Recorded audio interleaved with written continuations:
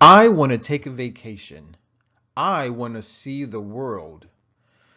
Lord knows I need to travel.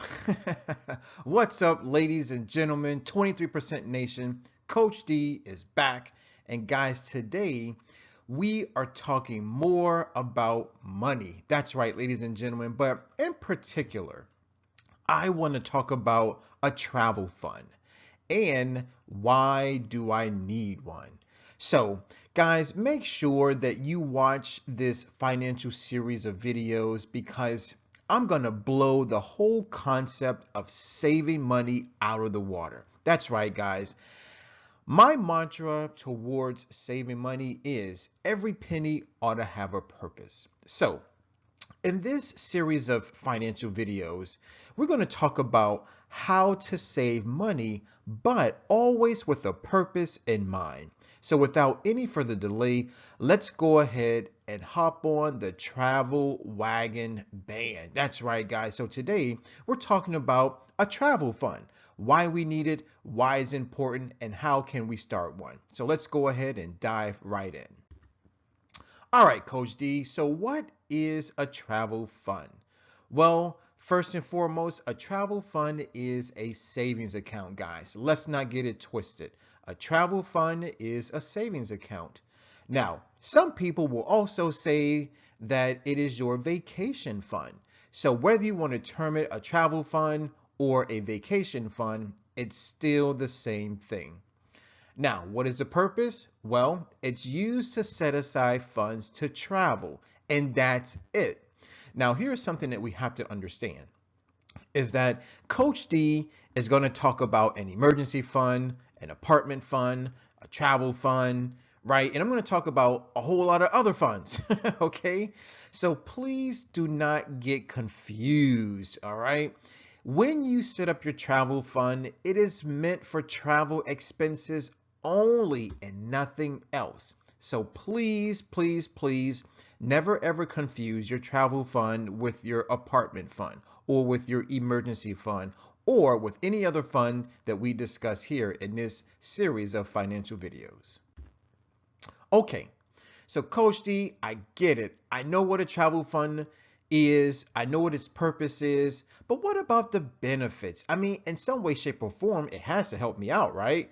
Well, yes, of course it's going to help you out. So here we go. The first benefit is that it lifts your self-confidence. Now, 23% Nation, let's remember, when we talk about self-confidence, really what we're talking about is how we think of ourselves, okay? So, how does a travel fund help increase your self-confidence? Well, let's remember this. Always keep your eye on the prize. In other words, stay focused. In other words, do not get distracted. You see, if you can somehow keep your eye on the prize, keep your mind focused on that trip that you so desperately want, you will begin to think, speak, and behave in ways that will help that trip happen sooner rather than later. And if you can just stay focused, then that in and of itself will help you think more and better about yourself. You see? So that's how a travel fund helps lift your self-confidence. Benefit number two, it gives you financial peace of mind. Again, you got to stay focused. You got to keep your eye on the prize. Ladies and gentlemen, when it comes to having financial peace of mind, all that simply means is that you are living financially stress-free. You see? So if you set up a travel fund and you know that every time you get paid, a certain portion or percentage is supposed to go into that travel fund, then once your travel date arrives, you will have all the money that you require. You see? So there is benefit number two. It gives you financial peace of mind. Why? Because you have the money and you have less stress. Okay, benefit number three. Keeps you from borrowing money. That's right. Most people do not like to repay money, especially when it's borrowed. Okay? So, 23% Nation, let's step up to the plate. Let's start being a little more financially responsible. That's right, guys. So, Let's begin saving. And don't worry, Coach D is going to help you out as far as saving is concerned, okay?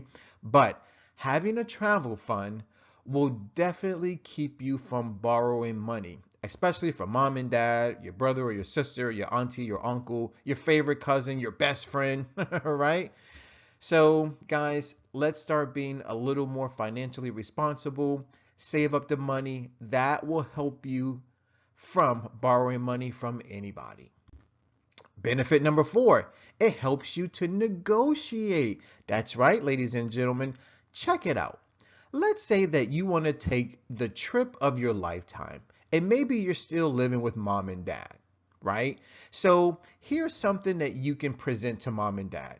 Say, hey, mom, I've done my research. Come to find out that my trip is going to cost $2,000. So here is what I would like to present to you right now. I'm starting a travel fund, right? This was advice from Coach D, okay? And so I'm going to save up half of the money that I need. So I'm going to save up $1,000. Now, mom and dad, if you can, I would like for you to match that amount.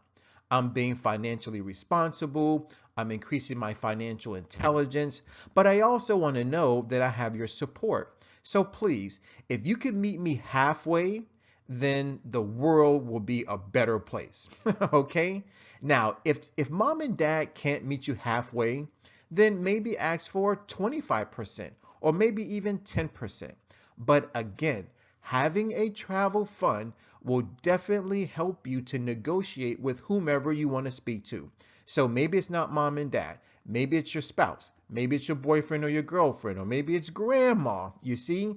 But again, when people see that you are taking steps in the right direction, trust me, they will almost certainly help you without a doubt.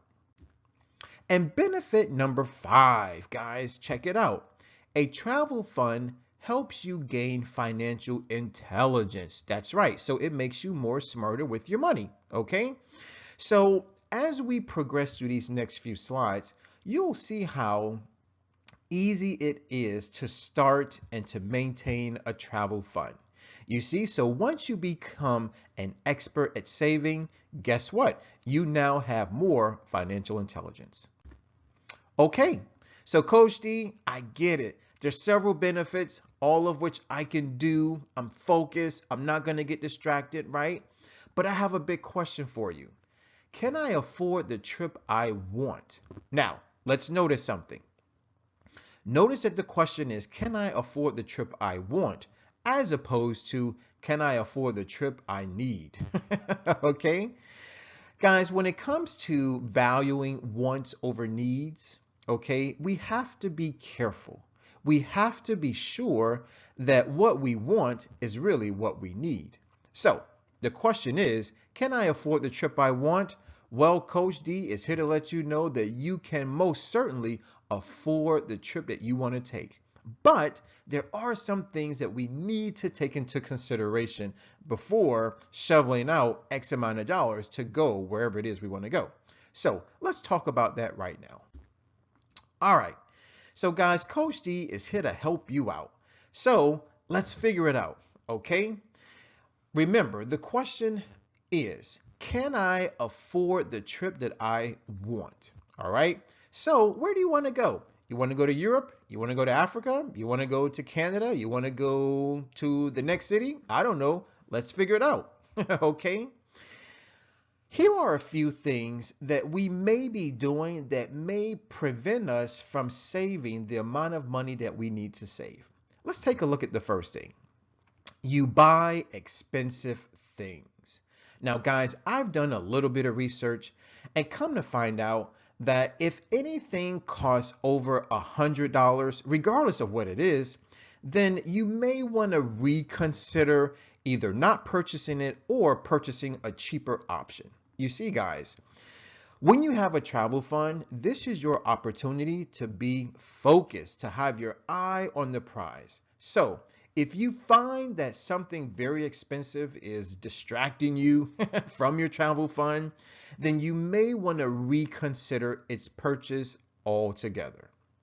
Next thing, You buy unnecessary things. Now, let's reflect back to the 23% challenge. We know that during the 23% challenge that there is a big vegan diet portion. As a matter of fact, it's half of the challenge. So, that being in mind, guys, you know that you're only allowed to drink water. That's right. And so water is free, you see? So there is no need for you to go out and purchase water, right? So once we stop making an unnecessary purchase such as water, then just look at how much money you're saving every day, every week, every month. You see? So the money that you spend on water, that can go into your travel fund. Make sense? I hope it does. And the last thing, you don't consider other ways to make money. Okay? Ladies and gentlemen, Coach D is here to let you know that even if you have a job, right? Maybe you have a 9 to 5 or maybe you have a part-time job. Coach D wants to let you know that your job does not have to be your only source of income. That's right. Now, I'm not one to suggest a second job or perhaps something that's going to take up a lot of your time. But if you really want the trip that bad, you may want to consider a second job. Maybe something that you can do at nights, or maybe something you can do on the weekends, okay? Or maybe in the morning time. But make sure that you select something that's not going to take up too much of your time. Because remember, some people are college students, they still have to study. Some people are parents, they still have to take care of their kids. So I understand the trip may be important, but is the trip more important than your education and or your kids? Probably not. So if you are going to find something, or shall we say a secondary source of income, make sure that it is convenient for you and everyone within your surroundings. So you may want to find something to do online. Now, believe it or not, guys, we all have special talents. We all have something to teach. Why? Because we've lived through life experiences, you see? So check out, there's a website that I would like to give you right now. It's called Fiverr.com. That's Fiverr.com. Believe it or not, you can go on Fiverr.com, set up an account for yourself, and offer your services for only $5. You see? Now, $5 is where it starts, but you can always charge more depending on what services you're willing to offer and how you're willing to offer those services. You see? So the short message here, ladies and gentlemen, is let's not only restrict ourselves to our 9 to 5, okay? There are tons and tons and tons of different ways to make money legally. All right, so Coach D, I get it, right? I need to stop buying expensive things. I need to stop buying unnecessary things and maybe look for a secondary source of income. Cool, but now the question is, how much do I need? Well, guys, Coach D is going to offer you one suggestion and one suggestion only. Talk to a travel agent. You know, now that I'm getting a little older and shall I say wiser, okay, I view going on a trip without talking to a travel agent almost like purchasing a house without talking to a real estate agent. Guys, look at how many different benefits a travel agent can offer you. Just take a look at the picture.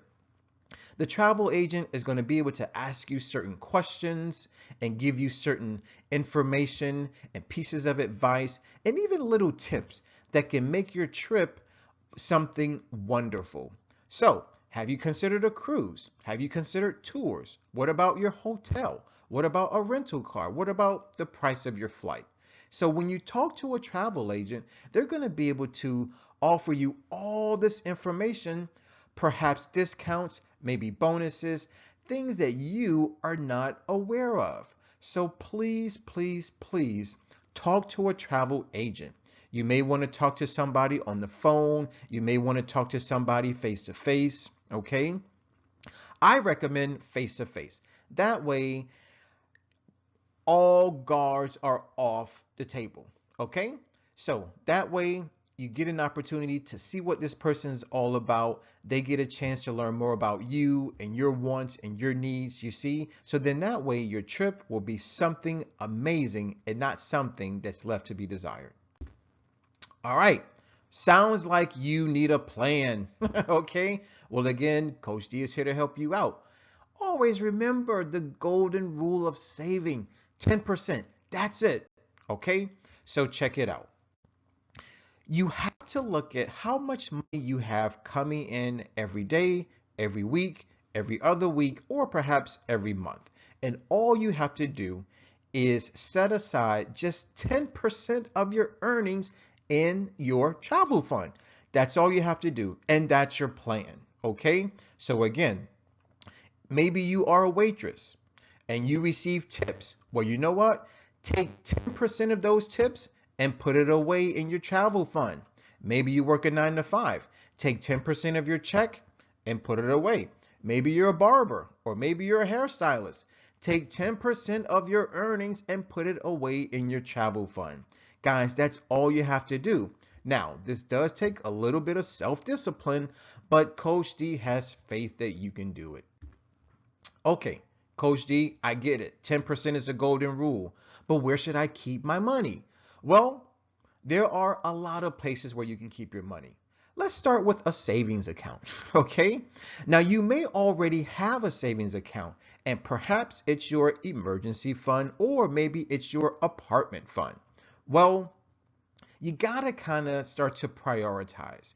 Now, it is possible that you can have more than one savings account, as Coach D recommends, but remember, 10% is the golden rule. So if you're gonna have more than one savings account, which you probably should, then it's okay for you to divide that 10% by 2 or by 3 or by 4. You see? But again, the golden rule is 10%. So whether you're going to open up a savings account in conjunction with your current checking account at the same bank, or you want to go online to open up a new savings account, then always remember 10% is a golden rule. Now, you could also try a credit union. Oftentimes, credit unions offer very competitive interest rates on savings accounts, as opposed to, let's say, Bank of America, SunTrust, Chase, okay, banks like that. We could consider cash in a lockbox, right? So whether you want to keep this lockbox at home, maybe you want to keep it at your best friend's house, I wouldn't recommend that, okay? But cash in the lockbox can be a good thing, but it could also be not a good thing because, I don't know, a TV commercial could come on TV displaying something that you really, really want as opposed to something that you really, really need.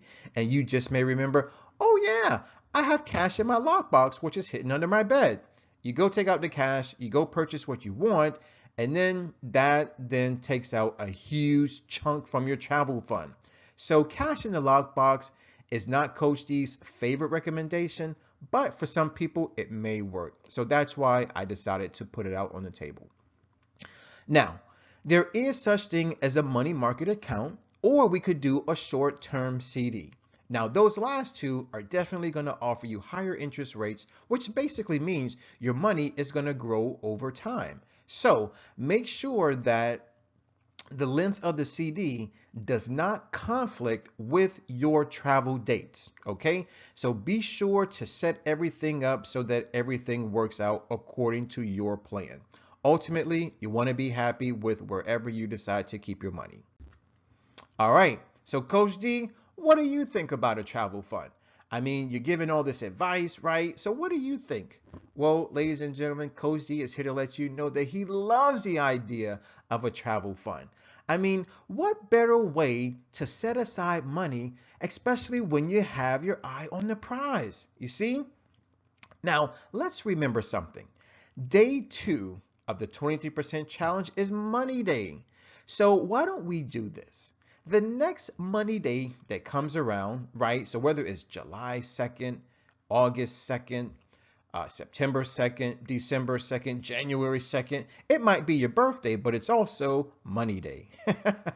So why don't we take advantage and go to the bank go to the credit union or go online and open up a travel fund. Now remember, this is going to be a savings account, you see, and be prepared to donate some money into that account. I don't know, it's your account. How much money do you want to put in there? $5, $10, $100, $1,000? You decide, but please have something to put into the account. That way, your money can start working for you sooner rather than later. And my last little tip, as far as what I think about a travel fund, is this. Make sure that in planning your trip, that you have something to do, you have something to see, and you have something to enjoy while you're on your trip. Now, here's the thing that kind of bothers me sometimes about people taking trips, is that when they get there, they don't have anything to do. They're bored. They didn't plan properly. You see? So always have something to do in mind. Take Coach D, for instance. Guys, I love the sport of tennis. You see, it's my dream to travel around the world to see all 4 major championships in 1 year. You see, so yes, I do want to go to London to view Wimbledon. I would love to go to Paris to go to the French Open. I would love to go to Melbourne, Australia for the Australian Open. And of course, I want to hit up New York City to go check out the US Open. You see?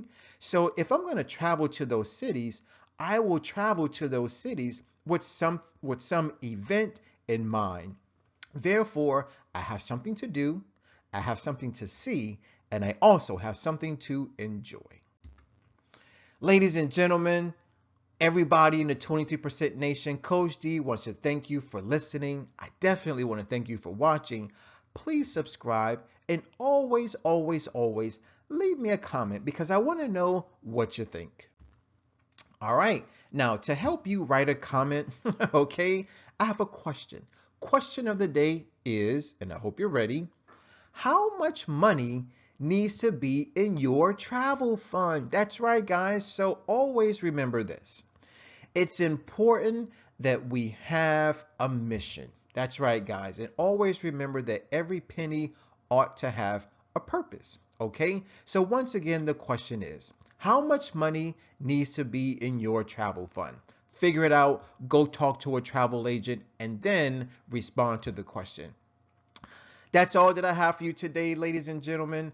Coach D of the 20% Nation is out. Always remember, be blessed, and Coach D loves you.